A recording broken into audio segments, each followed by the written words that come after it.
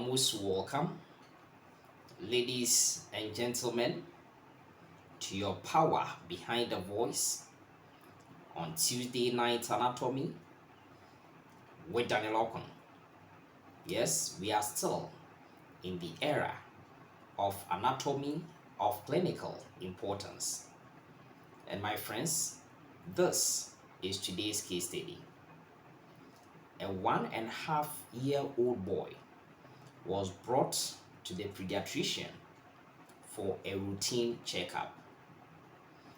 During the examination, the pediatrician notes that the left testis was not palpable in the scrotal sac of the boy.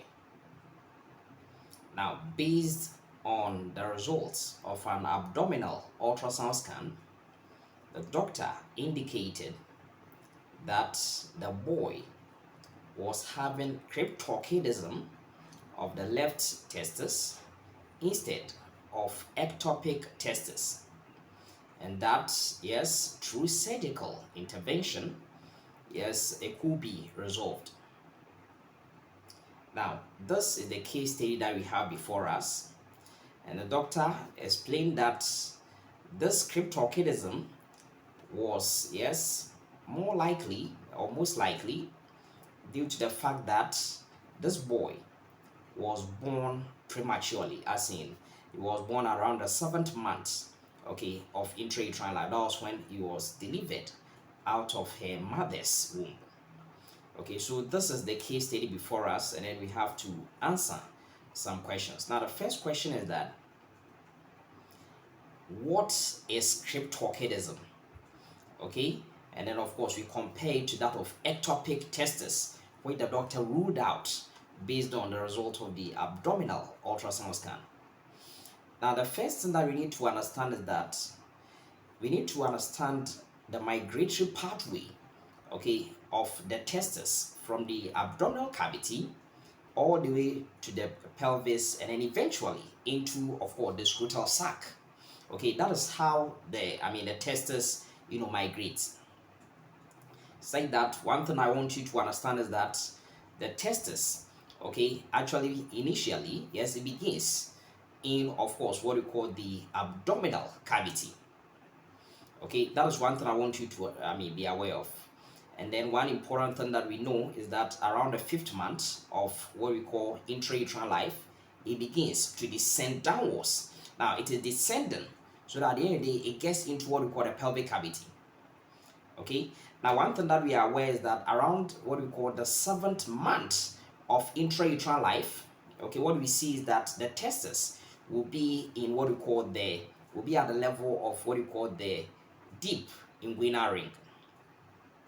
Now, we are aware that from the deep inguinal ring, okay, or the internal inguinal ring, from there it goes into what we call the inguinal canal, and eventually exits and enters the scrotal sac, okay, via what we call the superficial or the external inguinal ring. Okay, now based on the fact that we said by way of the history, doctor told them that because he was a preterm, born at preterm by way of being born around the 7th month of intrauterine life, then it tells you that of course the testis perhaps got stuck somewhere now in the normal migratory pathway. Okay, so that's the thing. So possibly it was stuck around what we call the deep inguinal ring. For instance, it could be in the inguinal canal itself. Yes, it could be somewhere in, of course, the superficial inguinal ring, but it has not reached the level of the testis. Now, please understand also that there are certain molecules which are involved as far as the migratory pathway of the testis is concerned. And importantly, we talk about the testosterone, okay, the male hormone, importantly, will play an important role as far as the descent of the testis into the scrotal sac is concerned. And not only that, insulin-like hormone 3 is also relevant in that regard.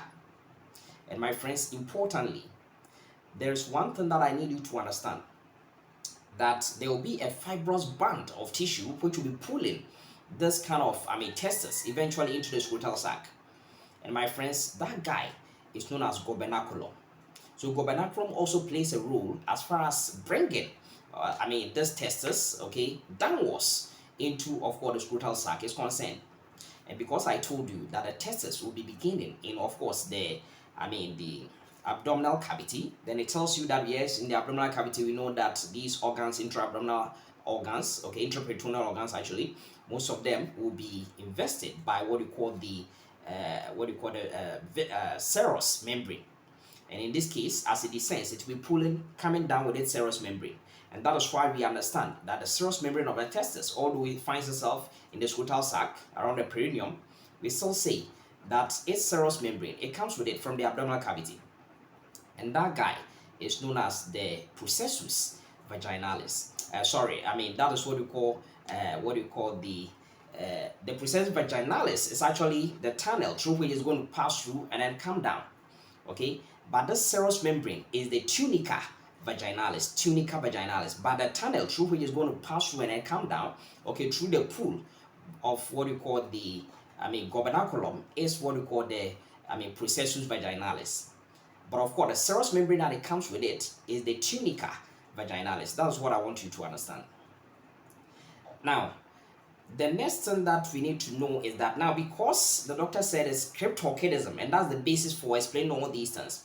The reason why we are saying it's cryptorchidism is that it is in the normal migratory pathway. Yes, as far as the descent of the testis is concerned, but it hasn't reached its final destination.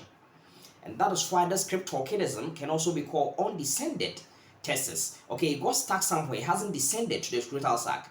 So as I told you, it could be, of course, the deep inguinal ring, okay, inguinal canal, yes, superficial inguinal ring, but it has not reached what we call the level of what we call the scrotal sac, and therefore it becomes a cryptorchid testis, an undescended testis, something that people can also call concealed testis, and not ectopic testis. Because in the case of ectopic testis, the testis finds itself outside a normal migratory route pathway of the testis. So it could be in the femoral region, yeah, the thigh region. It could be somewhere in the perineum, yes, maybe on top of what you call the pubis, like anywhere outside the normal migratory pathway of the testis. Okay, so that was one thing I need you to understand. Now the next question for us is that, now in this case, now the doctor said there is hope. Now, if there is hope by way of surgical intervention, what is the name of that surgical intervention or procedure that you have to perform? And my friends, your answer is oculopexy, or something you can also say orchidopexy. Okay, that's a surgical, okay, trying to bring the testis, okay, through the normal migratory pathway, bring it to the final destination. Okay, that is the important thing which I need you to, understand. Now, assuming the surgical intervention is not timeously done, okay, then what will be the complications, okay, as far as this boy is concerned? Now, in future, if it is not resolved, in future, the boy is more likely, okay, to suffer from some kind of infertility. The reason is that when that happens, yes, we have one of the testes in there, although one can perform most of these things, but assuming that this, left testis was supposed to have played an important role as far as, bringing out of the spermatozoa, the functional ones are concerned, then what's going to happen is there's going to be reduction in fertility. Let me put it in this way.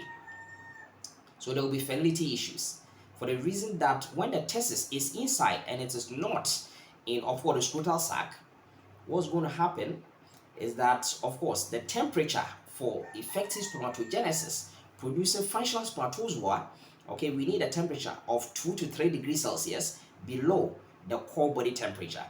Now, what we are aware is that the core body temperature is around, yes, we approximately to 37 degrees Celsius.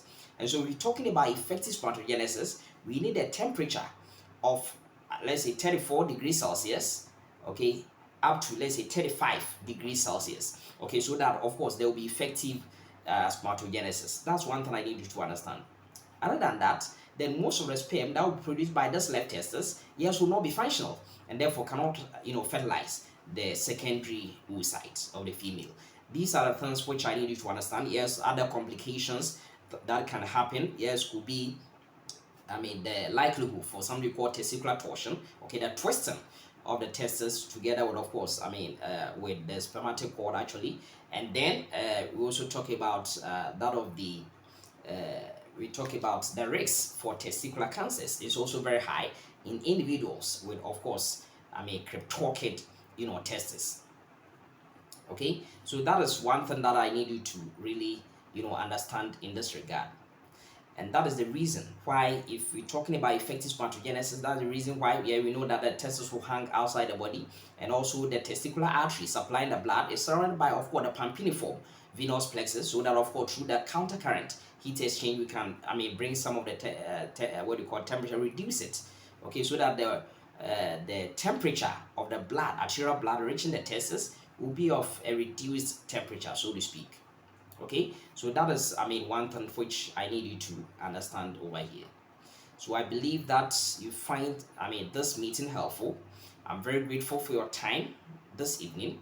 Have a good night, all of you, and may the good Lord richly bless you. Amen.